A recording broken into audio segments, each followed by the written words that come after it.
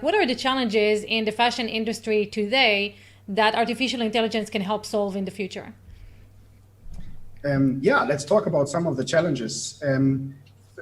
Two things, again, as a little preface. I don't think that FashionBrain can solve all of these problems. I think that we can solve some, and we can solve some that are really pressing. And two, I think the fashion industry faces challenges that we are facing in so many other industries as well. If we, for example, talk about sustainability. Yeah. Right? Because one of the topics or one of the issues that people had with the fact that H&M was had to get rid of, in quotation marks, more than $4 billion worth of clothes. And I believe, if I remember correct from the articles that I read about it in Scandinavia, they were actually used to create energy, right? They were burned. Yeah. They turned it into, they sold it to power plants, which Yes. to me is insane, right? Like, what happened to clothe the naked? There are so many aspects that we have to take into account. And, you know, I'm not in the shoes of anybody at these brands that makes this decision. They might make a different decision today, but they had a situation where an enormous amount of clothes had been shipped to locations where it couldn't be sold. And at the end of the year, they were stuck with dead stock worth billions of dollars. What do you do with that? You know, you can give it away, yes, but what happens to the people who have bought a pair of pants that was $300, and then somebody else finds that as a steal for $5 somewhere, or gets it for free?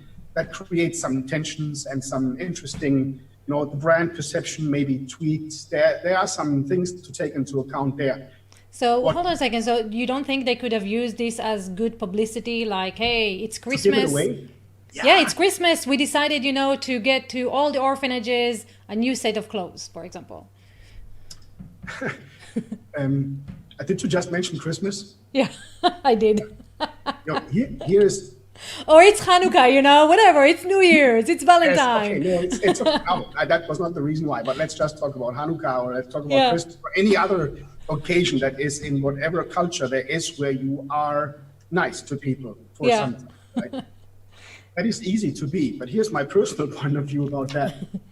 Maybe we are that way for some periods of the year, but we may not always be like that. And there may be people who rightfully might be upset about that they have spent enormous amounts of money for a product that has been advertised to them as something where they buy into a lifestyle, or they buy into an image, and that is it doesn't take into regard whatever brand it is, whether it's a very expensive brand, a luxury brand, or it is a fast fashion brand, it doesn't matter. You buy into an image, or you buy into a lifestyle, and you find out that immediately after, because it is the time of the year when you have to be nice to people, that you then see that lifestyle or image that you bought into is available for free if it is undersubscribed, let's put it that way, and there is stock that is left, right? I think that it should be turned around into something that is positive. I think that problem is maybe an unsolvable problem. How do you solve that and make everybody happy? You can't really do that, right? I think it's a conundrum that was doomed to fail. Whatever they did would have gone wrong. What we think FashionBrain can contribute to that is to a certain extent, and in a small scale. We are in the experimental phase of that right now, if I may say so. Find out where your products are going to be desirable, and then do not ship stuff where it's less likely that people will buy it.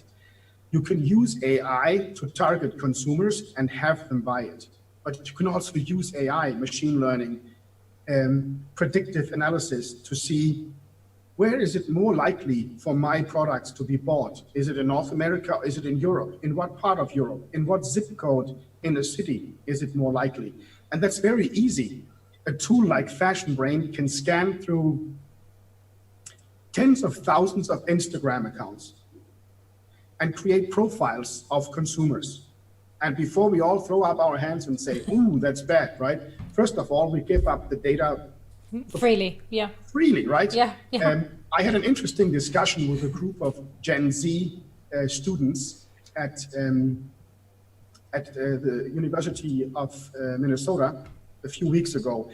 And they clearly said, in other words, that they are willing to trade privacy for more relevance and for great and original experiences. So they are happy to give away data. Instagram is me or you giving up data about our preferences. That's what true. do we like? What have we posted? What have we shared, etc. Right. So FashionBrain can take thousands, and only computer power limits that, tens of thousands of accounts, look through what kind of fashion have you liked? What kind of fashion have you shared? What have you posted yourself? And it creates profiles of groups of people, of neighborhoods, of zip codes, of cities, of regions in a country that can provide insights into where is it more likely that a product that I have can be sold.